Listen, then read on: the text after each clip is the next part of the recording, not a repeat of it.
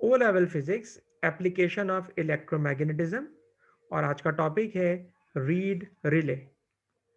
Read relay का circuit कुछ यूं है कि एक आयरन की रॉड, इस आयरन की रॉड पर सोलिनॉइड का एक क्वाइल वाइंडिंग कर दी गई है।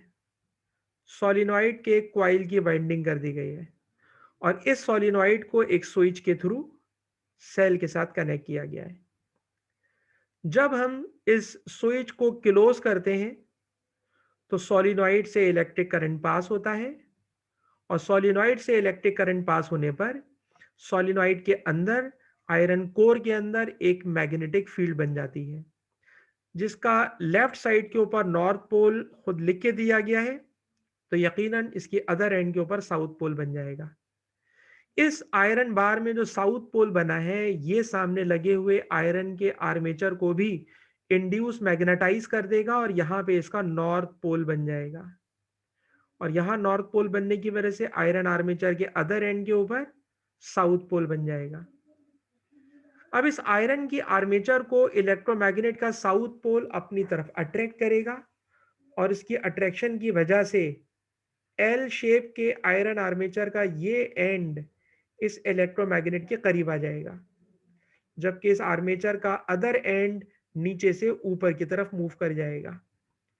इस आर्मेचर के लेफ्ट एंड को अगर हम ऊपर देखें तो ये दो कॉन्टेक्ट्स ए और बी के दरमियान के गैप को फिल कर देगा।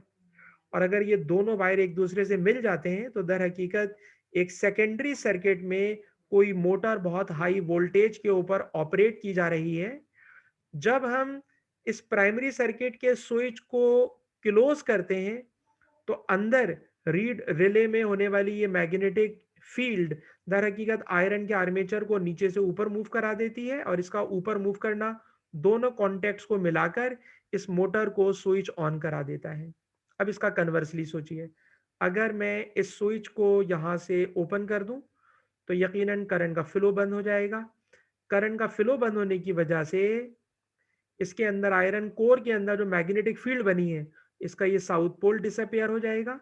और अगर ये साउथ पोल डिसअपियर हो गया तो सामने आयरन आर्मेचर का भी नॉर्थ पोल खत्म हो जाएगा और जो आयरन आर्मेचर एल शेप में नीचे से ऊपर चला गया था वो वापस अपनी पुरानी जगह पे वापस आ जाएगा।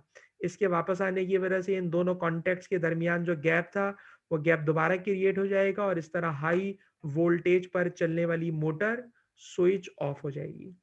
अब इन तमाम बातों को अगर हम नोट्स के अंदर प्रॉपरली पढ़ लें तो हमारे लिए बात समझना और आसान हो जाएगी। तो ज़रा समझिएगा, जब मैंने प्राइमरी सर्किट के स्विच को क्लोज किया तो करंट का फ्लो स्टार्ट हो गया।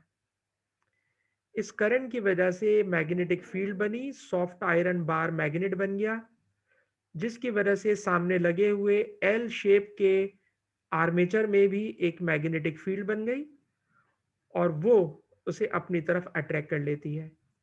इस एल शेप का जो सेकंड एंड है वो नीचे से ऊपर की तरफ मूव करता है, जिसकी वजह से इन दोनों कॉन्टेक्ट्स के दरमियान का गैप खत्म हो जाता है और कॉन्टेक्ट मिलने की वजह से जो एक्सटर्नल सर्किट है जिसमें कोई बहुत हाई वोल्टेज मोटर चल रही है वो स्विच ऑन हो जाती है। अब इसको उल्टा सोचिए कि जब स्विच को मैं ओपन कर दूंगा तो सॉफ्ट आयरन की मैग्नेटिज्म खत्म हो जाएगी, एल शेप आर्मेचर में जो इंड्यूस मैग्नेटिज्म आ गई थी वो खत्म हो जाएगी, वो एल शेप का आर्मेचर अपनी पुरानी पोजीशन पे वापस आ जाएगा और इस तरह एक्सटर्नल सर्किट डीएक्टिवेट हो जाएगा। यानी हम इस वाले स्विच के जरिए इस हाई वोल्टेज बैटरी, इस हाई वोल्टेज की मोटर को हम अपनी मर्जी से स्विच ऑन या स्विच ऑफ कर सकते हैं। It is the working principle of read relay.